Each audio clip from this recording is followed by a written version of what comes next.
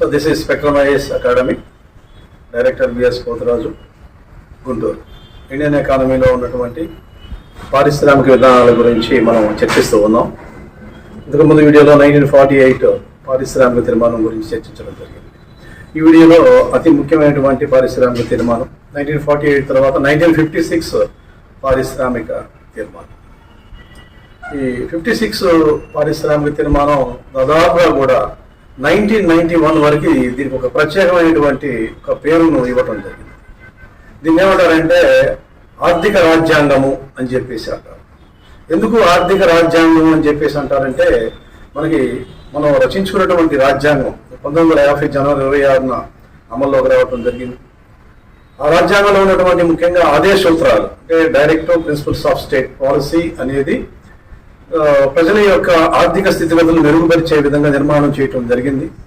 నిబంధన 36 నుంచి 51 వరకు ఆదేశ సూత్రాల గురించి తెలియజేస్తుంది. ఈ ఆదేశ సూత్రాలు ఏంటంటే ప్రజలకు మన దేశంలో ఉన్నటువంటి సంపదను సమానంగా పంపిణీ చేయడం కోసం ప్రయత్నం చేయాలి, ప్రజల్ని ఆర్థికంగా వృద్ధి చేయాలి, అంటే సామ్యవాద తరహా ఆర్థిక వ్యవస్థను తీసుకురావాలి.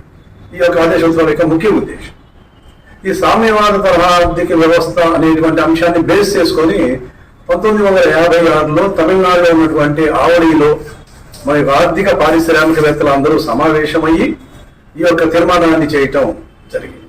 కాబట్టి ఇది ఒక ప్రత్యేకత ఏంటంటే దీన్ని భారత ఆర్థిక రాజ్యాంగము అని కూడా పిలుస్తారు. దీనిలో మరి పరిశ్రమల్ని ఎలా కేటగరైజ్ చేశారో పరిశీలించినట్లయితే పరిశ్రమలను మనకి ఇక్కడ 3 షెడ్యూల్స్ లో చేయటం జరిగింది. Schedule A, schedule B, schedule C. Schedule ఏం తీసుకున్నట్లయితే దీనిలో మొత్తం 17 పరిశ్రమలని పెట్టారు. ఈ 17 పరిశ్రమలు ఏంటంటే ప్రభుత్వ రంగం కిందే ఉంటాయి. దీంట్లో 4 మాత్రం ప్రభుత్వం గుత్తాధిపత్యంలో ఉంటాయి. కొన్ని ప్రైవేటు వ్యక్తుల యొక్క నియంత్రణ కూడా ఉంచవచ్చు. అంటే ఈ యొక్క 17లో ఉన్నటువంటి 4 ఏమిటయ్యా అంటే మనకి ఆయుధాలు, మందుగుండు సామాగ్రి, అణుశక్తి, రైల్వేలు, వాయు రవాణా. ఈ 4 అనేది ప్రభుత్వం యొక్క గుత్తాధిపత్యం. మిగతా అనేది ఏంటంటే ప్రభుత్వం నిర్వహణ చేస్తూ ఉంటుంది. తర్వాత షెడ్యూల్ బికి వస్తే ఏంటంటే 12 పరిశ్రమలు నిర్వహించారు. ఈ 12 పరిశ్రమలు ప్రైవేటు వ్యక్తుల చేతిలో ఉండొచ్చు, అవసరమైతే కొత్త పరిశ్రమల్ని ప్రభుత్వం స్థాపిస్తూ ఉంది. ఈ షెడ్యూల్ ఏ, షెడ్యూల్ బి కాకుండా షెడ్యూల్ సిలో ఏవైతే చెప్పలేదో అవన్నీ కూడా ప్రైవేటు వ్యక్తులకి బదలాయింపు చేయటం జరిగింది. ఈ విధంగా schedule A, schedule B, schedule C అని చెప్పేసి ప్రభుత్వ రంగానికి అత్యధిక ప్రాధాన్యత ఇస్తూ ఈ పారిశ్రామిక తీర్మానం చేయడం జరిగింది. దీని యొక్క ముఖ్య ఉద్దేశం ఏంటంటే పారిశ్రామికీకరణ, భారీ పరిశ్రమల స్థాపన, ఉన్నటువంటి చిన్న లఘు కుటీర పరిశ్రమను అభివృద్ధి చేయటం, ఆర్థిక శక్తి కొద్ది మంది వ్యక్తుల్లో కేంద్రీకృతం కాకుండా అందరికీ పంపిణీ అయ్యే విధంగా చూడటం, ఆర్థిక అసమానతలను రూపుమాపటం, నిరుద్యోగితను నిర్మూలించటం, ఉపాధి కల్పన చేయటం. ఈ ఉద్దేశంతో ఏంటంటే ఈ రాజ్యాంగ పారిశ్రామిక తీర్మానాన్ని చేయటం జరిగింది. దీన్ని 1956 పారిశ్రామిక తీర్మానం అని చెప్పేసి, ఆర్థిక రాజ్యాంగం అని చెప్పేసి పిలుస్తాం. మనం గమనించినట్లయితే 1951లో మొట్టమొదటి పంచవర్ష ప్రణాళిక వేసాం. 56 వరకు నడిచింది. 56 నుంచి 61 వరకు చూసుకున్నట్లయితే రెండో పంచవర్ష ప్రణాళిక కాలం. అంటే రెండో పంచవర్ష ప్రణాళికలో మనకి చాలా ముఖ్యమైన ఉద్దేశాలు ఉన్నాయి. ఈ యొక్క 56 నుంచి 61లో మనం భారీ పరిశ్రమల దృష్టి పెట్టాం.